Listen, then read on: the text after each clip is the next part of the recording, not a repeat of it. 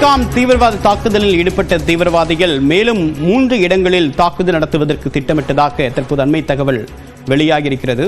விவரங்களுடன் இணைகிறார் சிறப்பு செய்தியாளர் சுசித்ரா. விவரம் என்ன?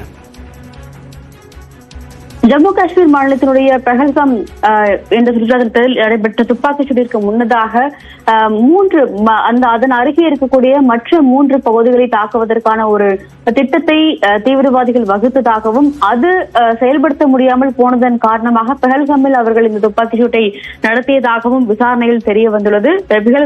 ஜம்மு காஷ்மீர் மாநிலத்தினுடைய மிகவும் பிரசித்தி பெற்ற சுற்றுலா தலங்களாக கருதப்படும் அரு வேலி, பெதாப் வேலி மற்றும் அதன் அருகே இருக்கக்கூடிய ஒரு அம்யூஸ்மெண்ட் பார்க் ஆகிய 3 பகுதிகளில் அந்த ஒரு தீவிரவாத தாக்குதல் நடத்துவதற்கான ஒரு திட்டமிடலை தீவிரவாதிகள் நடத்தி வந்தார்கள் எனும் அந்த 3 இடங்களிலும் தாக்குதல் நடத்தப்பட முடியாமல் போனதன் காரணமாக பெஹல்காமில் அவர்கள் இந்த சுற்றுலா தலத்தில் சுற்றுலா பயணிகள் மீதான ஒரு தாக்குதலை நடத்தியதாகவும் தற்போது முதற்கட்ட விசாரணையில் அதிகாரிகள் கண்டறிந்திருக்கிறார்கள். மிக முக்கியமாக அந்த பகுதியில் கைது செய்யப்பட்ட அதாவது தீவிரவாதிகளுக்கு உதவியதாக கைது செய்யப்பட்ட 15 பேர்களிடம் நடத்திய விசாரணையில் இந்த ஒரு தகவல் என்பது கிடைக்கப்பட்டுள்ளதாகவும் பாதுகாப்புத்துறை அதிகாரிகள் தெரிவித்திருக்கிறார்கள். 15 முதல் 20 பேர் மீது இதுமுறை சந்தேகப்பட்டு அதன் பிறகு கைது நடவடிக்கைகளும் மேற்கொள்ளப்படுவது முக்கியமாக பார்க்கப்படுகிறது. அந்த 20 பேர் தவிர 186 பேர் டிடென்ஷன் அடிப்படையில் தற்பொழுது விசாரணை நடைபெற்று வருகிறது என்ற ஒரு தகவலையும் மத்திய பாதுகாப்புத்துறை அமைச்சகமானது தெரிவித்து வருகிறது. இதற்கிடையே தேசிய